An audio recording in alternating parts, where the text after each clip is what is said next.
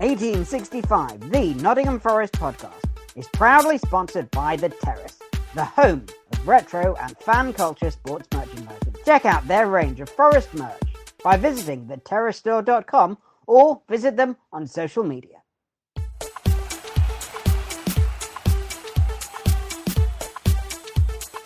Hello and welcome to a bonus 1865 podcast with me, Rich Ferraro.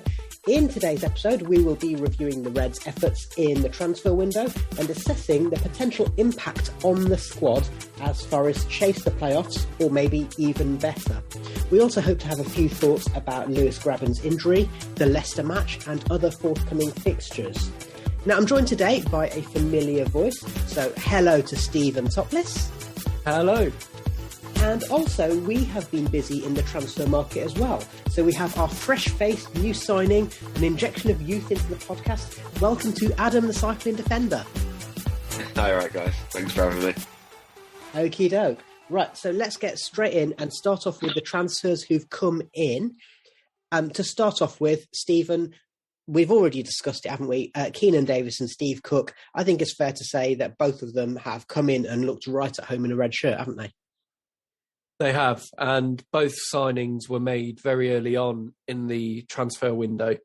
I think one even was on New Year's Day. That's how quickly Forest were moving to get these players in. And we knew we needed another striker at that point anyway, with Grabban and Taylor, the only real senior options available. And Keinan Davis coming in from Villa has made a real impact with his performances, with his presence, with his ability on the ball, and now with his 2 goals in the last 2 games. So he's proved already to be a really good addition. And Steve Cook from Bournemouth with his experience has brought another level of security to the back line. And with the injury that we've had now to Joe Worrell in the last month, he's come in and has been able to bring that experience to our back line and I think improve it. And Adam, Stephen just touched upon something there, and we'll come on to it in a bit more detail later on. But those signings proved to be particularly important, bearing in mind that, as Stephen said, Joe Worrell got injured and is out for a few weeks. And we've just had the news that Lewis Grabban's going to be out for at least a couple of months. Regular listeners will know that we've said many, many times, including Baz has said, all it takes is a kick to Lewis Grabban's ankle, and that's exactly what's happened. So those signings, it's quite unusual for Forest, especially in the January window, to plug gaps that haven't even emerged yet, isn't it?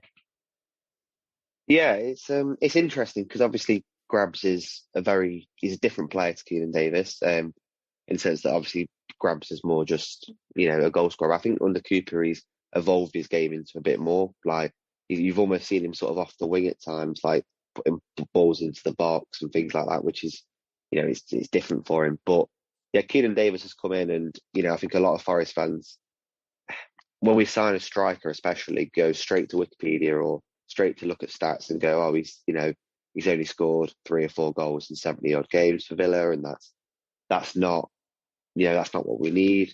But he's come in, he's got 2 goals and 4 for us. He just looks like he's a proper bulldozer of a striker. And I don't remember us having that for a really long time, like, especially one that actually went and put balls in the net as well. Deli had a Bola.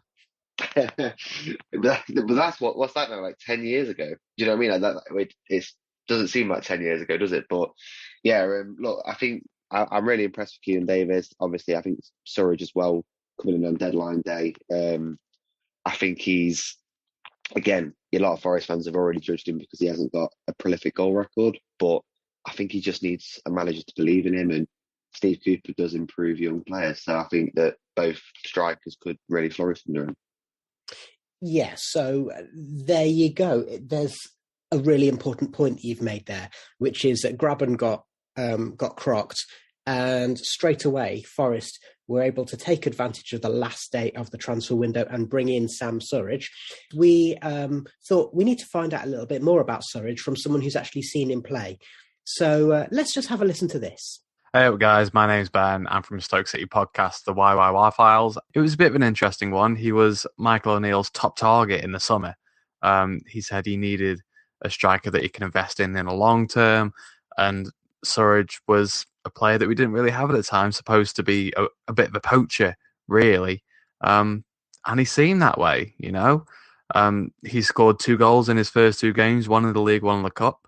And it looked like it was going to be a really good investment. Someone that's hit the ground running in a Stoke shirt for the first time in a long time. Looked like he just needed a home after not playing much at Bournemouth. And then slowly, the wheels started coming off, and he'd been missing some absolutely glorious chances. And since those first 2 games, he hasn't scored since. Some of the chances he's been missing are absolutely criminal. 6 yards out, 3 yards out, right foot, left foot header, whatever you like. He has missed some absolutely glorious chances for Stoke. He's only scored the 2 goals. His expected goals is 4.63, which is the highest of any Stoke player in this team, considering that he's only made 6 starts. That's remarkable, really. So what could you take away from that? Well, maybe 2 things. One, you know, he gets in the right positions, clearly, and Stoke were able to use him to good effect in that front. So if you play in a similar way, I know that we were using wing-backs quite heavily. Nick Powell was able to feed him quite well, and players like that. Mario Vrancic, very similar. So if you're able to, you know, feed him, he will get chances. But let's just hope his finishing is more up to scratch with you guys than it was for us, because quite frankly, he cost us games on his own. I believe he's missed penalties. He's got red cards for us as well, all within 4 months. And I think it was right that Michael O'Neill cut short on the project that he had in mind for Sam Surridge. It sounds like he didn't settle in very well at Stoke. How he'll settle in with you guys, who knows? But he needs a home. There's a player in there really is.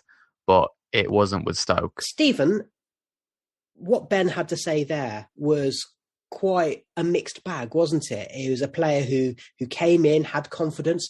Crucially, he was Michael O'Neill's first choice transfer target in the summer window. Got off to a great start, and then it's fizzled out. So do you reckon it's just one of those things, as Michael O'Neill said, whereby Surridge, he just struggled to settle, and therefore there's hope for him in a red shirt at Forest? It's quite a common thing, this, where players will move to a new club and it just doesn't quite work out for them. And they need to go elsewhere to sort of kickstart their careers again. And it seems like this might be the case with Sam Surridge. And coming into Forest with Steve Cooper as manager, I think will be a big bonus for him, because he's worked with him already at Swansea, had a loan spell there whilst Cooper was manager. And as a young player himself, he's still only 23.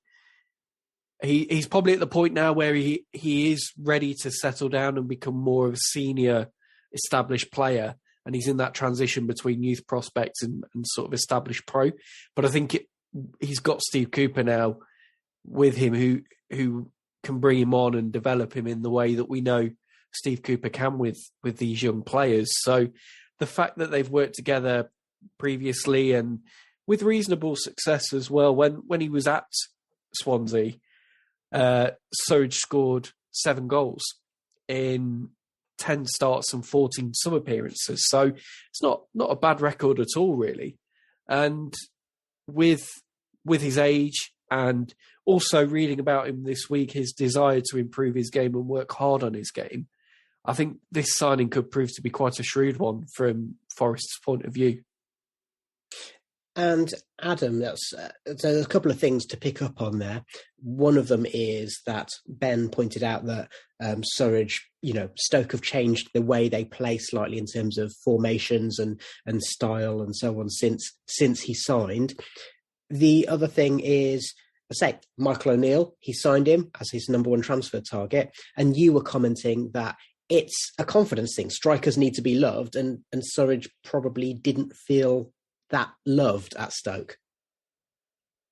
Yeah, I think Michael O'Neill is a fantastic manager, especially at this level. And I think when I've listened to his interviews and stuff, he just seemed very, very harsh. He's not a Steve Cooper type bloke. I think that's really it's difficult for Sam Surridge, because he's whenever he's been at a football club, he's had a lot of substitute appearances. He's never really had a season where unless it was obviously in the lower leagues like League 2, League 1, where he's gone and started like 30, 40 games in a season. And for strikers, especially, momentum is so important. And if you don't have that and you can't have a run of games together and you can't sort of get a flow and get involved in the system, feel wanted at a club, to then just sort of be popped back in to say, look, now you've got to come in and you've got to score as goals. It's hard. I mean, I think a great example is Lyle Taylor. Obviously came into the Forest system. I think he was definitely told something slightly different under Chris Hughton, that it'd be a front two with him and Grabban, and this is how we're going to play. And Lyle Taylor scored goals at every club he's been at. So he comes to Forest with a big reputation. It didn't work out, and it doesn't work out for every player at every club. He's gone to Birmingham under a manager who absolutely does love him, under a manager that knows how to get the best out of him in Lee Bowyer. And I think at Birmingham he scored, is that 2 goals and 2 now? He scored last night. So I think it's all about getting the right manager at the right time in the right system. And I do think that Surridge will get that at Forest, especially because Cooper does play 2 strikers, not so much as a conventional front 2. He plays like that sort of, it's like a free-flowing front 3. That's really hard to say. So you think you could see Surridge and Davis both start against Leicester. And I think they'll work well together. They're both difficult to defend against as footballers, and I think that it really could benefit us. Okay, let's move on, because there's a lot of players to go through in this segment, and let's move on to Jonathan Panzo, who is a defender who Steve Cooper knows from the England youth setup. I have to say, I didn't know anything about him. Another left-sided centre-half. Stephen, do you think that is about having cover both for Scott McKenna in case something happens to him? So as we've seen with Worrell, player goes out, we need to have cover there. But also maybe in the short term, it might see either Panzo or McKenna play in the middle of the back 3. Yeah, I think it's just covering all areas again.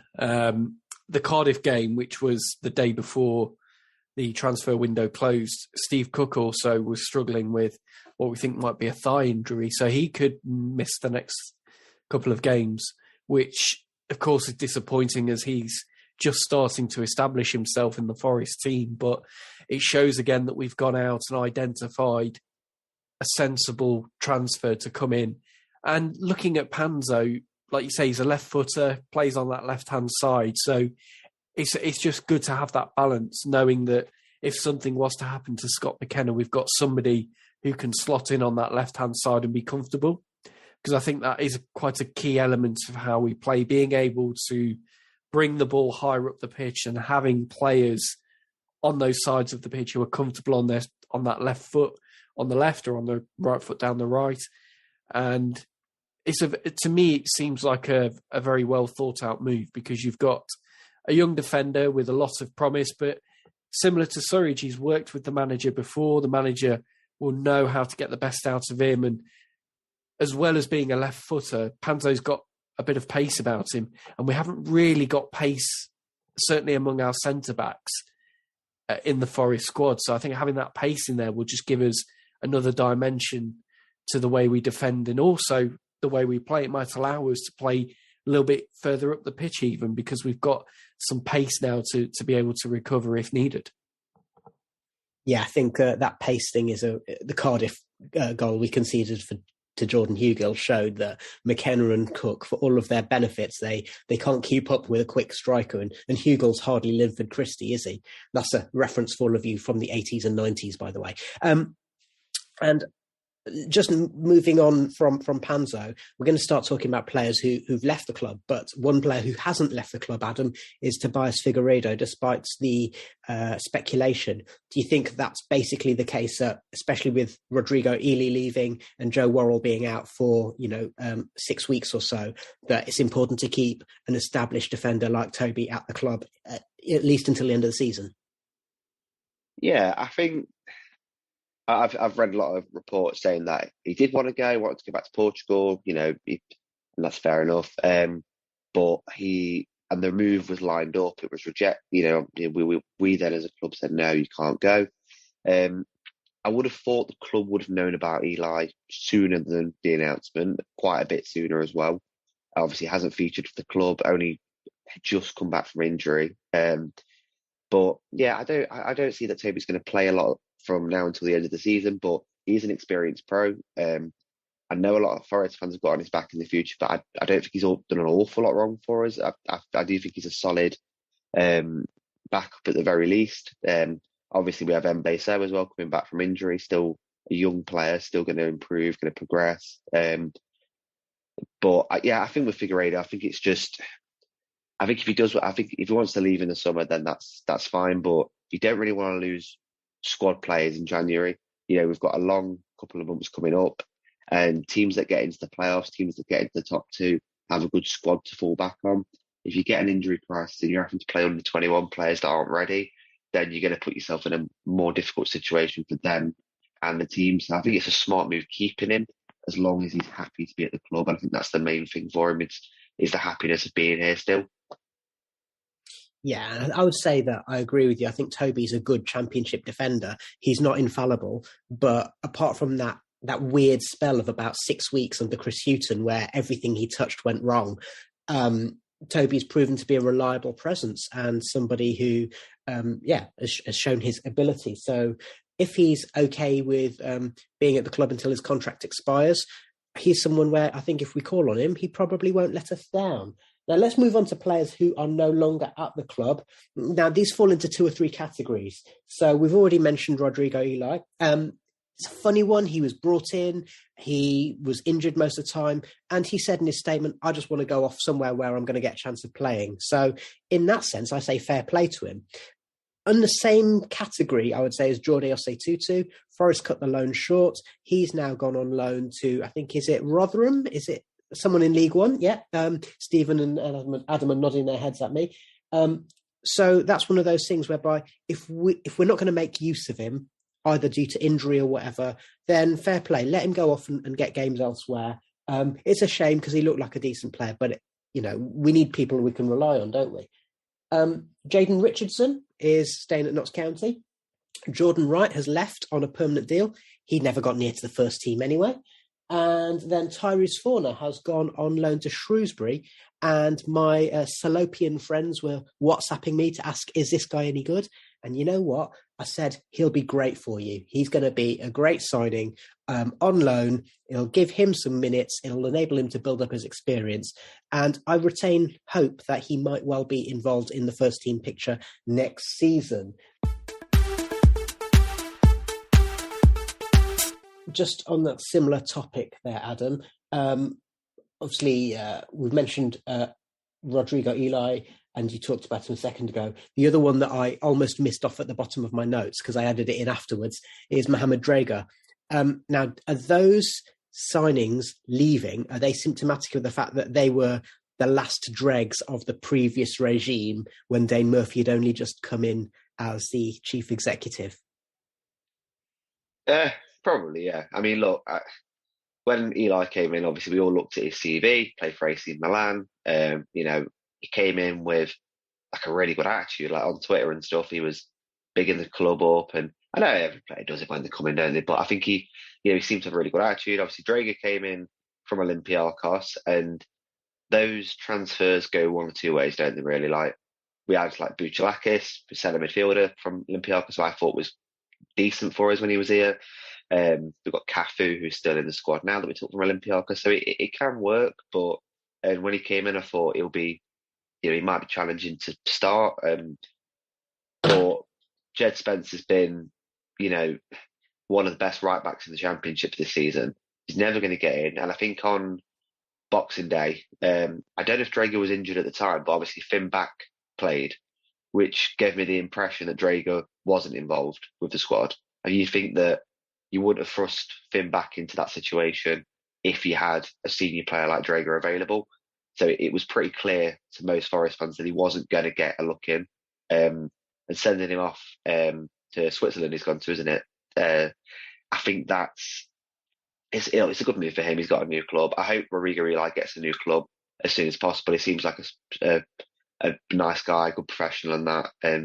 And completely honest, like you say, that he wants to play football, and that's not going to happen at Forest. So, but I think it's good to get them both off the wage bill. And Dane Murphy's not just good at bringing players in; he's good at reducing that wage bill.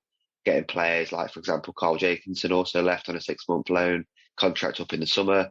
Again, he's on a lot of money, so it's good to get him off the wage bill. And yeah, I think that's so important. I think it's not just about bringing the right players in, it's about getting players out. It's about shifting players that aren't going to play and are just collecting a wage every month, especially a hefty wage like Jenkinson, and hopefully Harry Arter will be to follow at some point as well. Yeah, Stephen, let's just pick up on a couple of names that Adam has mentioned, not just now, but also a few minutes ago. Lyle Taylor and Carl Jenkinson. Would you say that they both would go down in history as Forest panic buys? It's a strange one, isn't it? Because when Jenkinson signed, we were probably looking for a senior right back. If I remember rightly, Tendai Dirikwa was injured. He'd played quite well in that Aitor season, and then Sabri Lamucci came in, but he was injured. So we did need a right back. So we bring Jenkinson for about £2 million, and then all of a sudden we had an incredible right back on our books already, but we didn't know it at the time. Matty Cash came through and made that berth his own, and Jenkinson never really got a look in after that point. And it's probably a bit of bad timing more than anything. Looking back on the transfer, I think it would have made more sense to have looked for obviously a cheaper option and perhaps somebody who was a bit more up and coming, who could rotate with Cash and just provide that option. And playing devil's advocate, though, even when Cash left and we knew that he was going to go, the option of Jenkinson as first choice right back never really came up. It's like, oh crap, we need to go out and sign someone, and we ended up with Cyrus Christie. So does that probably says a lot, doesn't it? Either about the faith that they have in Jenkinson, or potentially, and I don't want to be rude about anyone because we don't know the details, but potentially about the player's own attitude. It's true, and this is the next point I was going to make. When Jenkinson did get a chance in the team, he didn't exactly impress. Didn't really make the most of the opportunities that he did get to force his way in. So it was a combination of perhaps a bit of poor planning, certainly paying that kind of money out to a player like Jenkinson, and he just didn't make the most of the chance when it came his way. And I think that was quite damning that we felt the need to go and find another right back when the opportunity should have been there for him to make that place his own. Well, I would also say that Steve Cooper, having watched Jenkinson play in the cup match where Forest went to Swansea, and that moment that went viral, that probably helped Cooper make up his mind, didn't it? And just still with you, Stephen, on Lyle Taylor, again, a signing is quite a similar one, really, isn't it? Oh, we need another striker. There's a player who's available. He was available on a free, but on high wages. His reported wages are 20 grand a week. Again, that strikes me as being symptomatic of the Vrensos era, whereby you just throw money at things and hope it sticks. Taylor still has a year of contract after this season, but I'd be quite surprised if he comes back to the City Ground, wouldn't you? Yeah, I think if it works out for him at Birmingham, he'll go there permanently and work alongside Lee Bowyer, who, of course, got so much out of him at Charlton. I do wonder with Taylor, did we sign him because he played well against us for Charlton?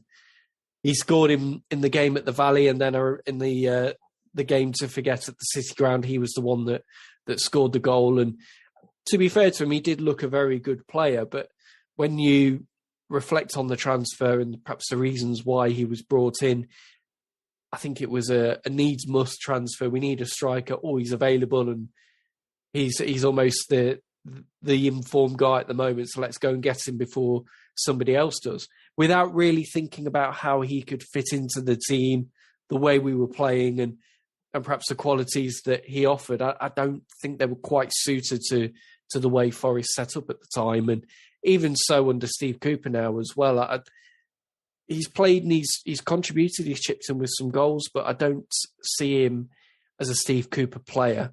And I think for that reason, he will be moved on in the summer. Yeah, I think it's fair to say that, that night was notable for two career-defining performances. One was by Lyle Taylor, which got him his big money, well, his move that has set him up as a man in terms of financially and so on.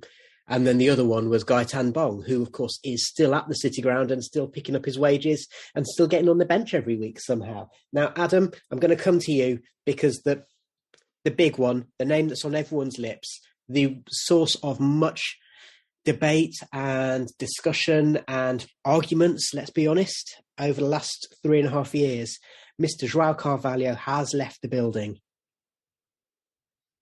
Yeah, and I hope that Olympiacos have chucked us over like 20 million quid for him, because that'd be absolutely fantastic, wouldn't it?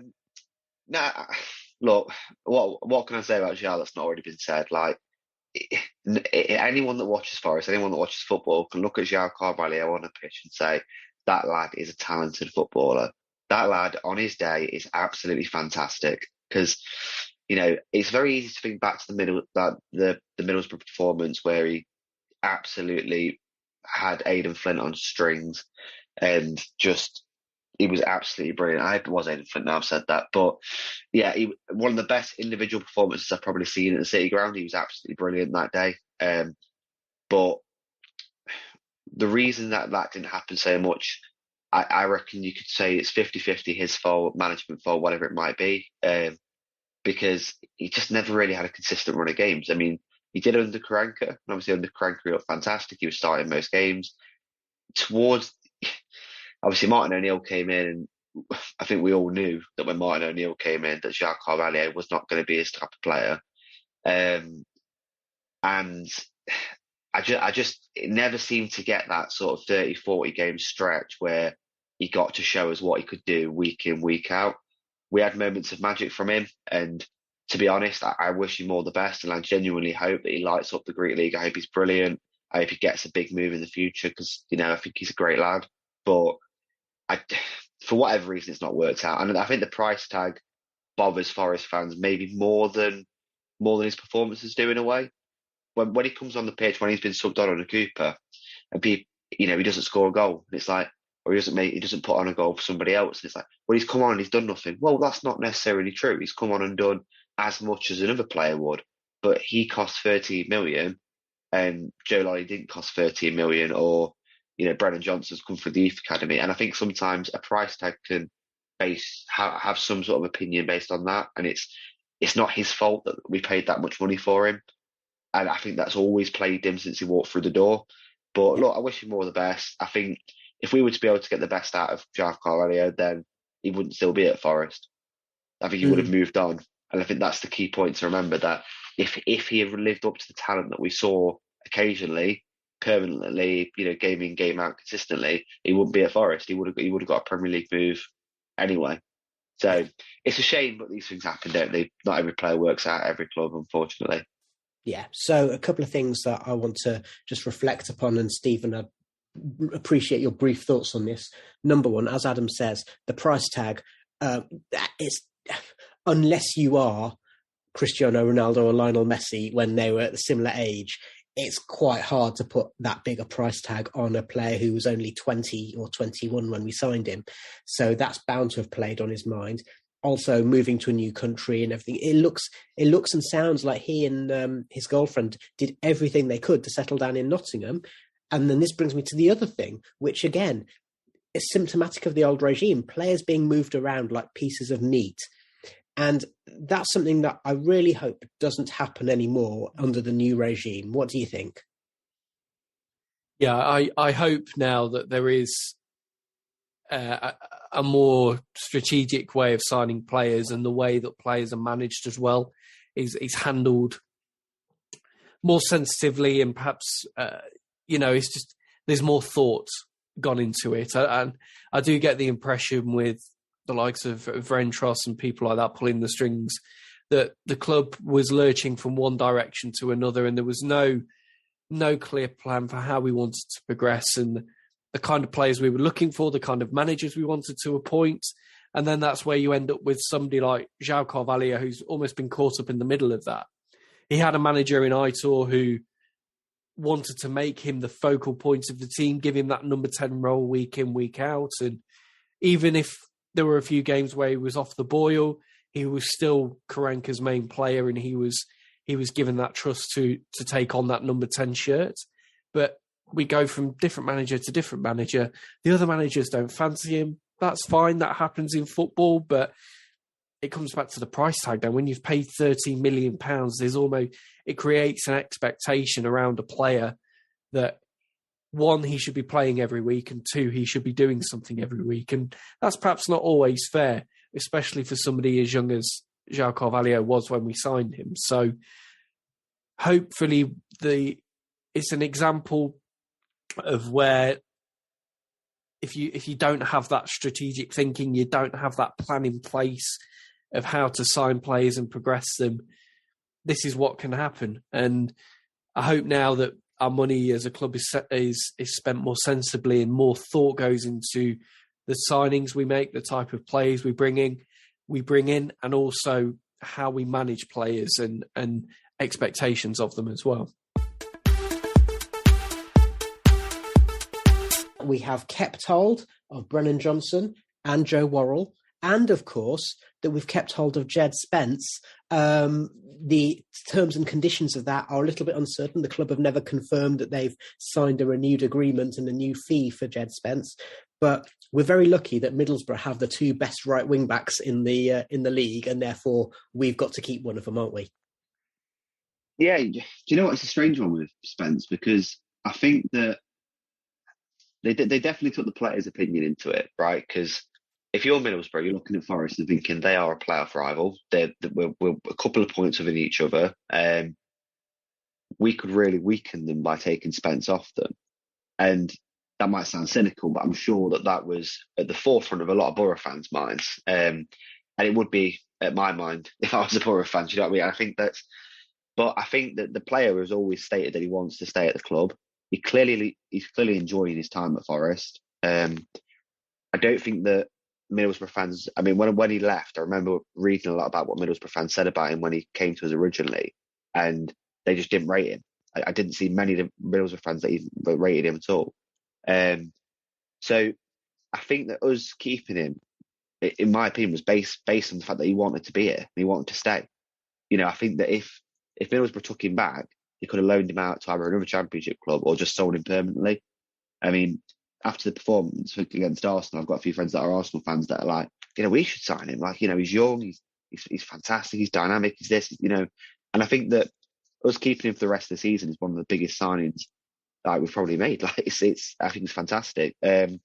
Obviously, I don't know about Joe Worrell. I didn't think he'd leave. I didn't think he'd leave in January. I don't think, obviously, Joe, we all know that he loves the club. He also strategically broke his rib so that no one would sign him in January. Exactly. You know, he's strapped. You know, I think I never got the impression that he's the sort of player that's going to leave in January and maybe slightly leave us in the lurch and stuff. I mean, he's a Forest fan. He loves the club.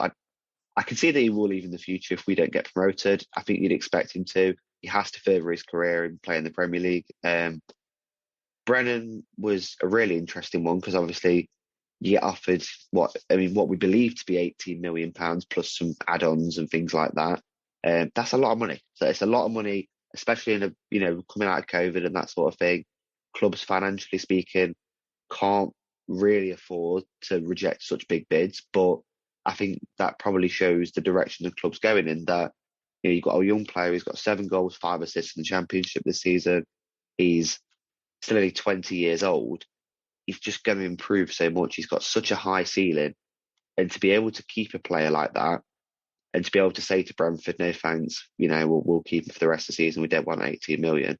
When he's got 18 months left on his contract as well, is a massive statement. And it's Dave Murphy sort of saying that we are not going to be a club that sells our best players unless we have to, unless the money's right, unless Brennan wanted to leave, which I don't think Brennan ever wanted to leave. His dad said that he didn't want to leave.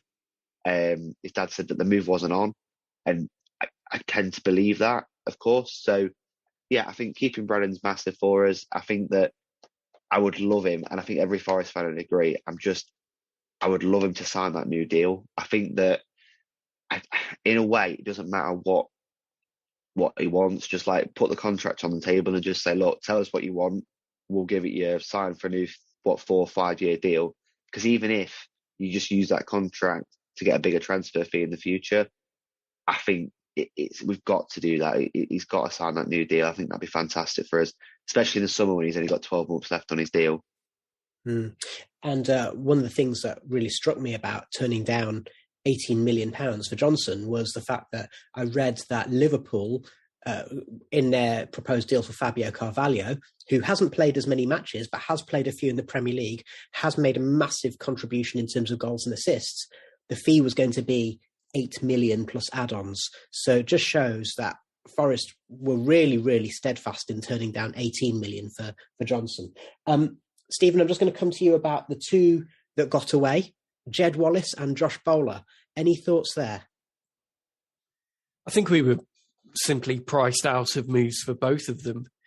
The Josh Bola deal was, in the end, believed to be £3 million an offer that was put in by Bournemouth, and that was rejected. And I think Forest could have offered something similar to that as well. But £3 million for a player who is only really playing his first season of Championship football. Actually, we're not going to be spending money unnecessarily. We're also now going to try and find the right players, but also, more importantly, pay the right price for them. So we're not going to see another 13 million on Joao Carvalho. We're not going to spend silly money where it's not needed. And so it shows actually a difference in our strategy.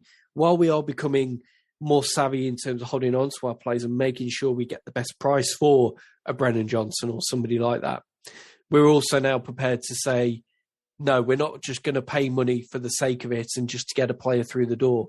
We will pay the money that we believe he's worth, and we'll pay a fair price. And same for Djed Wallace. Rumours were Millwall wanted 9 million for him, depending where you read that.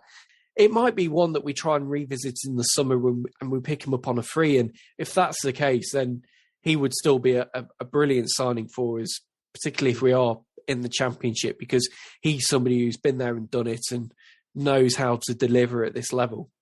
Yeah, okay. And Adam, as Stephen mentioned, the other club interested in Josh Bola were Bournemouth. Just a very quick word for them, because they seem to have gone for the system that Forest went for a couple of years ago, which is let's just sign everyone and hope that means it will be all right.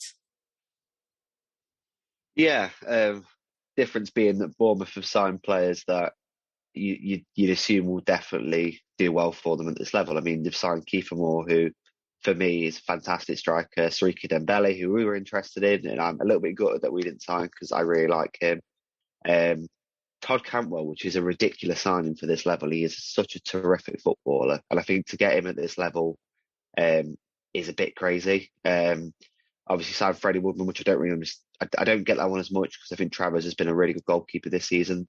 So I think I don't know if Woodman's a backup or it's a strange signing for me. Well, you see, this is the point I was going to make, because I mean, I don't want to dwell on Bournemouth because this is a Forest podcast, but you can only play 11 players in any one match. Yeah, I mean, imagine they sign Josh Bola as well. And where does he go? Does he play for Bournemouth? I don't think he does. And I think, well, I wonder if that's why it didn't work out, because maybe Bola said, I don't want to go there because they've got basically every other player in the Championship, many of whom are higher value than me, and therefore they're more likely to play than I am. It's very possible. And you know, I don't want to put words in people's mouths, but Tom of this parish has grumbled quite a lot about the effect of parachute payments. This is just another illustration, isn't it, that increasingly we've got a two-tier Championship. Yeah, I mean, we could do a 2-hour podcast if you want on parachute payments, because I absolutely despise them. But I think it's a system that needs to be revisited by the EFL. But I think that with the Josh Bola one, I've read a lot from the Blackpool side of things that apparently he rejected both moves either way. So even if we were able to agree a fee with them, he didn't want to leave. He didn't want to leave Blackpool. I think in a way I do respect that, because he's a young player. He's playing football. Is he better than Zinkernagel or Johnson? I don't think so. Probably not. He's not guaranteed to start for Forest, in my opinion. So I think that staying where you play in football, especially the fact that he's only 22, I think is a smart move by him in a way. I've seen a lot of Forest fans say it lacks ambition, not joining a club like Forest or Bournemouth. I don't agree with that personally, because I think that ultimately if you're a young player, you want to play football every week, and he's going to start game in, game out for Blackpool. He's not got, I swear with Bola, he's not got a long contract with them either. So I think in the summer they've got an option for a further year, and that can be extended anyway. But he doesn't have a long contract with them. So I think that he's probably thinking, if I stay at Blackpool for the next 6 months, I absolutely smash it, I get some more goals and assists, look even better, then in that time, I'll get whatever move I want in the summer. And, you know, it's a better time. It's always a better time to move in the summer anyway. If you're a player, you don't ideally want to move in January. It's a difficult window anyway. You'd rather move in the summer. So it'd be interesting to see if he does leave in the summer, and maybe if we go back in for him. But you only want players that want to be here, ultimately. And Stephen, the other element there that Adam alluded to was, at the moment, Forest have got Zinchenko at fullback. We've got Spence and Lowe. We've got Keenan Davis up front. You'd imagine that the club are now strategically thinking, these are players who are on loan. In the summer, what we need to do is build a squad where we know what we've got and that we own them. And you would imagine that would be a big draw when it comes to players like Bola and Wallace to kind of say, well, yeah, last season you might not have been first in the queue, but now that player isn't there anymore, and therefore there's a chance for you to play as a number 10 or as a winger or as a striker or as a fullback. Definitely. And as a club, we're a far more attractive proposition now than we were in the summer under Chris Hughton, because we're showing that we are a very capable Championship side. And if we weren't to get promoted this season, and let's say we're in the playoffs and we fall short, or we drop to about 7th or 8th, you can see that we're a club going places with a manager who's going places as well. So that's going to be a big draw for somebody like a Josh Bola or a Djed Wallace to make the next move, and also a potential step up to be in a promotion challenging side, hopefully, all being well. That's if we don't go up this season. But either way, I think, we will need to be looking at replacing these loan players, whether that's making some of the moves permanent or seeing now what other options are out there who can come in and fill those roles. And I'm pretty confident that we'll be able to do that because of the strategy that's in place now, and with Dane Murphy and Steve Cooper working together on transfers. I think we're making sensible moves, and I'd back us in the transfer window in the summer to add to the squad in the right way and where it needs to be added to. And just to add to that, I suspect that potentially, if things work out all right, that adds a different dimension to the Surridge signing, which is not just we need to sign a striker because our main striker is outcropped, but also knowing that our main striker is out of contract in the summer. He's 34. There's every chance that Forest will want to keep him and he will want to stay, but you know that you're going to have to start succession planning, basically. So that's another element there. Now, just on the subject of Grabban, Stephen, big loss. I have said all along that if he stays fit in every season he's been at Forest, he would score 20 goals in every season. Maybe last season was a slight exception, but even then he was cropped for half the season. He's a player who has, like a fine wine, improved with age, and it's a big loss, isn't it? It is. He's been a key player for us in our rise up the league with Cooper at the helm, and the way he plays, how he not only scores goals, but he brings other players into the game. He's a skillful footballer as well. He's a good all-rounder in that regard. So, yeah, he's going to be a big miss. And of course, his goals this season, you mentioned there, the 20-goal mark, he'd probably be on course to reach that again if not for this injury. He's on 13 goals for the season already, and that's in February. You'd back him to get 20 with a full run to May. But yeah, if he's out for 2 months, it is a big blow.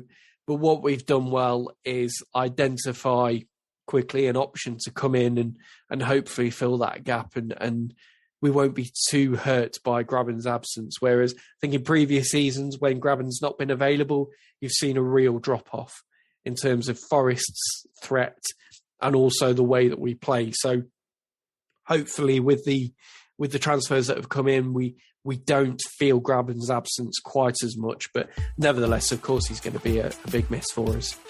that is where we have to leave it. We will bring you a match report after the game against Leicester. We will be bringing you reports on all the matches coming up over the next few weeks. It's a big period. I want to say thank you very much to Steven Toplis for joining us today. Also to Adam, cycling defender, making his 1865 debut. And of course, thank you to you, listener, for joining us once again. Come on, you Reds.